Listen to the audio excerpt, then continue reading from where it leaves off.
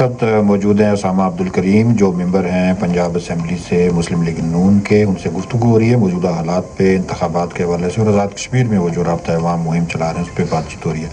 अच्छा उसामा साहब, मुस्लिम लीग नून पंजाब में ज़ाहिर एक अक्सरियती जमात है और हुकूमत भी है उनकी।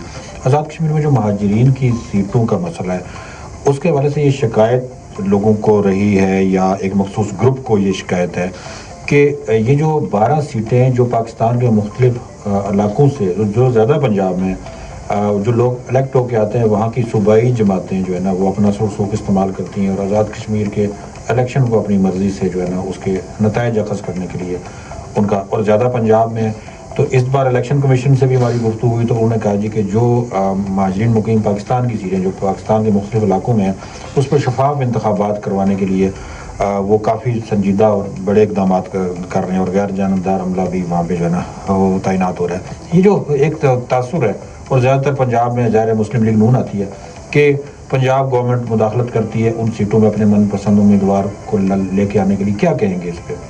देखिए, मैं इस पर गुजारिश करूँगा कि इस तासुर को ज़ाहिर होना चाहिए कि सिर्फ पंजाब नहीं है, पंजाब से हट के कराची में भी बहुत सारे हमारे जो आज़ाद कश्मीर के लोग हैं वो रहते हैं, KPK में रहते हैं, तो सिर्फ पंजाब नहीं है, पहली बात। दूसरे नंबर पे, अगर को खुदा ना खास्ता इस तरह की गेम होती तो पिछले इलेक्शन मुस्लिम लीग नून क्यों हारी है?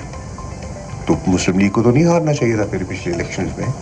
और तीसरी बात, अहम तरीन बात ये कि मैं खुद पिछले हफ्ते हमारी मीटिंग जो थी लाहौर में, PMLN की जो पार्टी मीटिंग थी, जिसमें AJK के सारे हमारे ऑनरेबल उम्मीदवार जो हैं वो भी थे, और वो बेचारे इतनी मेहनत कर रहे हैं। वो एक एक डिस्ट्रिक्ट में, मैं तो समझता हूँ जो यहाँ का उम्मीदवार है वो आसानी से इलेक्शन लड़ रहा है।